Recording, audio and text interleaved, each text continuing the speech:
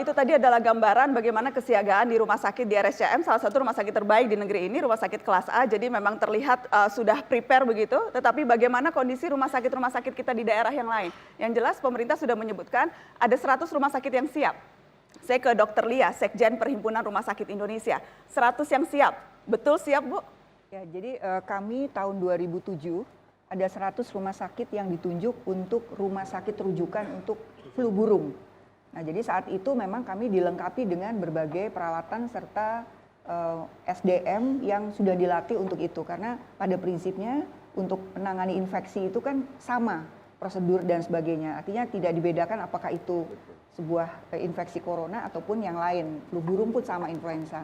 Itulah yang sejak awal Januari, jadi 7 Januari waktu itu Kementerian Kesehatan meminta bahwa 100 rumah sakit itu untuk siap sedia untuk kalau ada kasus-kasus yang infeksi corona. Dan data yang Anda kumpulkan, apakah memang kondisinya semuanya siap 100%? Nah, kebetulan dari kami, dari Persi, saya dari Perhimpunan Rumah Sakit Seluruh Indonesia, belum berhasil untuk mendata seluruh rumah sakit, tetapi setahu kami memang Kementerian Kesehatan mendata. Jadi mendata itu yang didata adalah satu SDM-nya, apakah sudah masih lengkap begitu. Kemudian juga kedua adalah fasilitas antara lain yang sering ditanyakan yaitu adalah masalah ruang isolasi.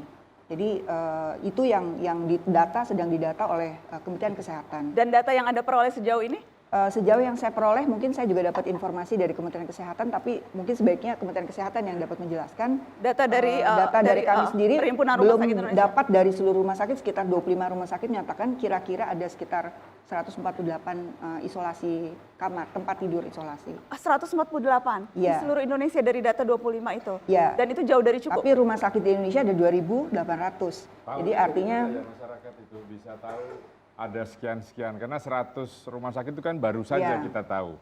Ya misalnya mau kemana, kalau apakah ada koordinasi tadi protokol Pak Mul sudah mengatakan ada. Apakah protokol itu dari Menteri Kesehatan ke gubernur atau kepala daerah jalan? Karena kan yang ngatur di daerah itu bukan menteri tetapi kepala daerah. Nah ini keseragaman dari protokol di daerah saya pikir perlu ada Pak Mul, entah itu di copy dari situ. Untuk next kan pasti penyakit menular ini ada terus. Ya kan? Nah kemudian misalnya informasi lain, kalau yang terkena itu ada di rumah sakit itu, kita kemana, misalnya tetangga sebelah rumah kita kemana minta didesinfektan itu. Kalau DB itu kan bisa ke kantor kelurahan atau dinas kesehatan. Nah ini kemana? Ya, maaf, kan mungkin kalau boleh saya tambahkan sebentar. Jadi kami di awal Januari itu kami sudah mengeluarkan daftar rumah sakit dari Kementerian Kesehatan dan kami sebarkan di asosiasi. Kebetulan Persi ini adalah kumpulan ada 18 asosiasi tergabung di dalamnya, sehingga surat edaran dari Kementerian Kesehatan itu kami sebarkan, dan untuk kami minta semua rumah sakit yang disebut untuk 100 rumah sakit itu mereka melaporkan. Ada di medsos nggak Bu? Listnya itu kan baru. Sebagian besar ada di medsos, sebagian besar. Ada. Jadi tapi untuk rumah sakit besarnya itu 3. Jadi yang sudah diumumkan adalah 1 rumah sakit Persahabatan, 2 rumah sakit Sulianti Saroso, dan yang ketiga adalah RSPAD. Itu 3 rumah sakit pertama yang memang diminta untuk mengelola pasien flu burung, pasien untuk coronavirus ini, COVID-19 ini. Ya, karena yang jelas memang keterbukaan informasi itu yang menjadi sangat krusial. Dan Mata Najwa juga berusaha untuk mencari tahu, dan saya ingin sampaikan ke Pak Muldoko juga.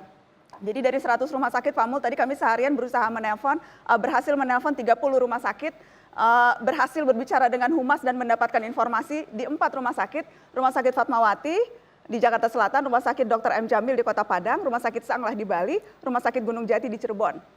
Kemudian yang telepon diangkat tapi tidak ada kejelasan atau tidak mau kasih nomor humas atau humasnya sudah pulang atau sudah tutup, itu ada 11. Yang sudah tutup ada 11, humas sudah pulang ada 8, tidak aktif, tidak ada nomor telepon, bahkan yang bisa dicari ada 11. Jadi itu yang agak bahaya. Jadi masyarakat nggak tahu nih kemana gitu. Makanya instruksi yang Pak Mul pegang itu kalau bisa besok diedarkan ke Pak Gubernur atau kepala daerah untuk protokol itu kemana gitu. Kalau enggak. Saya dari Jawa Timur, kemudian Provinsi Jawa Timur sudah menunjuk 3 rumah sakit rujukan nasional dan 2 rumah sakit rujukan lokal atau provinsi yang bisa menangani kasus ruang isolasi sementara begitu. Kalau yang provinsi sementara nasional rujukan. Terkait dengan rumah sakit itu kan hari ini heboh soal BPJS tidak mau membayar. Saya cek ke BPJS itu ternyata kalau sakit ya tetap ditanggung oleh BPJS. Begitu dia corona, itu tanggung jawab negara. Tapi di media maupun di media sosial itu bilang BPJS tidak menerima, Pak. Ini agak bahaya. Oke.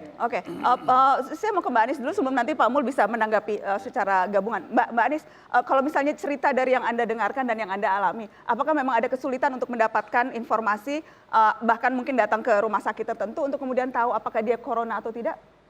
Sangat. Jadi di awal makanya kami kan bingung ya, sebagai RT di lingkungan, apa sih yang harus kami lakukan untuk memastikan warga di lingkungan itu dapat informasi yang kredibel, yang akurat gitu. Makanya kami datang ke Pemkot, bertemu dengan Dinas Informasi, mohon dihubungkan dengan Dinas Kesehatan, apa yang perlu dilakukan di lingkungan. Itu nggak ada satu informasi yang resmi, apa sih langkah-langkah yang harus kami lakukan, rumah sakit mana yang bisa kami datangi, kemudian nomor kontaknya berapa, itu kan tidak jelas. Justru saya dapat informasi misalnya dari KSP, Kantor Staf Presiden, ini nomor yang bisa dihubungin, ini Kemenkes, ini nomornya, dan lain sebagainya gitu. Jadi yang paling dekat, bahkan sampai hari ini Pak Wali Kota yang banyak bicara tentang perumahan kami juga belum datang ke perumahan kami, padahal hanya 4 kilo dari kantor Wali Kota. Nanti di demo loh depan rumah. Nggak berani pulang loh dia. Kalau Pak Wali Kota datang akan diterima dengan tangan terbuka atau malah Tentu dong, kita akan dialog, menyampaikan, jangan salah info tentang kami. Kan Pak Wali Kota yang punya otoritas di kota kami. Jadi tadi saya mencoba menelpon, jadi Komisi 9 tadi ke Kementerian Kesehatan ada nomor hotline yang bisa dikontak. Saya tadi coba telepon dan saya tanya saya tanya, ini saya kondisi begini, bisa nggak orang datang ke rumah saya untuk ngecek? Tidak bisa, harus datang ke rumah sakit. Cuman apa yang menerima cukup bagus, cuman memang itu belum terdistribusikan nomor itu dengan baik kepada masyarakat. Saya pikir hotline itu yang harus diberikan kepada masyarakat, karena masyarakat ini seperti yang Mbak Anies katakan, mau mencari informasi kemana. Kita sendiri, bahkan Mbak Nana tadi ada 11 yang tidak ada nomor teleponnya. Ya. Ini rumah sakit. 100 itu tambah 32 rumah sakit lagi. Tambah 32 rumah sakit lagi yang baru tadi diumumkan oleh Menteri Kesehatan. Ya, baik. Pak Mul, bagaimana ini informasi yang harusnya secara cepat diketahui oleh masyarakat, apa saja yang sudah dilakukan? Ya, sebenarnya kita sudah punya hotline ya. Hotline-nya 021-521-0411. Boleh kita tunjukkan di layar, Ya, kita juga sudah ditunjukkan ya. Coba ditelepon. Ini ya. Ini dan kita akan mempermudah lagi, nanti akan menggunakan 119. Nanti dari 119 nanti akan diminta pencet 9 langsung menuju ke sini. Kenapa saya bikin mudah 119 agar mudah diingat gitu. Kalau nomor ini mungkin orang pusing, nomornya akan susah itu. Sehingga kalau tapi yang jelas yang ada sekarang ini ya Pak Mul? Ya, yang ada ini, tapi mulai besok 119 sudah bisa dijalankan. Itu. Pak Mul, kita coba telepon ya Pak, supaya masyarakat juga tahu bahwa ini adalah cara kita untuk mendapatkan informasi. Boleh tolong produser saya di atas, boleh coba ditelepon nomornya? Supaya masyarakat juga bisa tahu bagaimana cara kita menghubungi dan mendapatkan informasi. Salah satu nomor saja, tadi ada 2 nomor. Pelanggan yang Anda hubungi sedang sibuk. Oke. Silakan. Ini yang mana nih? Pelanggan yang Anda hubungi sedang sibuk. Oke, ini yang 021 ya. Pasti banyak sekali masyarakat yang berusaha telepon. Ini mudah-mudahan ini tanda baik karena masyarakat berlomba-lomba mau mencoba menghubungi hotline ini. Mudah-mudahan tanda baik. Nah, yang berikutnya dong. Kita coba yang nomor HP. Ini semuanya di bawah koordinasi Kementerian Kesehatan, Pak. Ya, Kementerian Kesehatan. Ya. Oke. Sudah terhubung? Berapa saat lagi? Oke. The number you are calling is busy. Please try again in a few minutes. Sibuk. Jadi memang tampaknya kapasitasnya harus ditambah, Pak Mul. Ya. Harus ditambah supaya lebih banyak lagi orang yang bisa mendapatkan informasi. Siap. Kalau boleh usul Pak Mul, website yang resmi juga, Pak. Ya, kita udah ada juga. Karena di Kementerian Kesehatan ada websitenya, kami juga sudah mengecek ke sana, tapi informasinya masih sangat minim. Baik. Di KSP juga ada Pak, tapi informasinya juga belum lengkap. Dan tadi saya ada masukan salah satu dari netizen yang menyebutkan mereka kalau ada website yang lengkap dengan data, informasi dan sebagainya, sehingga kalau ada media-media atau berita-berita hoax yang berseliweran, mereka bisa langsung konfirmasi ke sana. Apalagi yang dibutuhkan publik, Mas Agus? Gini, kalau dibutuhkan publik kan kita ini punya 34 bandara. Ya, yang internasional yang terbuka. Saya dari awal sejak Januari saya katakan tolong Pak Menteri Perhubungan segera ditentukan di mana port of entry masuk ke Indonesia ataupun keluar sehingga bisa terkontrol. Saya ketika datang dari luar negeri kebetulan dengan Pak Mul juga itu cuma disuruh ngisi, bingung kita penuh di bandara T3 itu suruh ngisi formulir kuning buat apa? Saya nggak tahu, terus habis itu ditaruh aja. Kalau saya pakai nama palsu kan tetap bisa. Terus tidak ada itu thermal gunnya nggak ada. Begitu saya masuk. Ini tanggal berapa Mas Agus? Tanggal sekitar tanggal 14. 14 Februari. Terus ketika saya masukkan ke FB, saya diserang buzzer. Menarik sekali itu.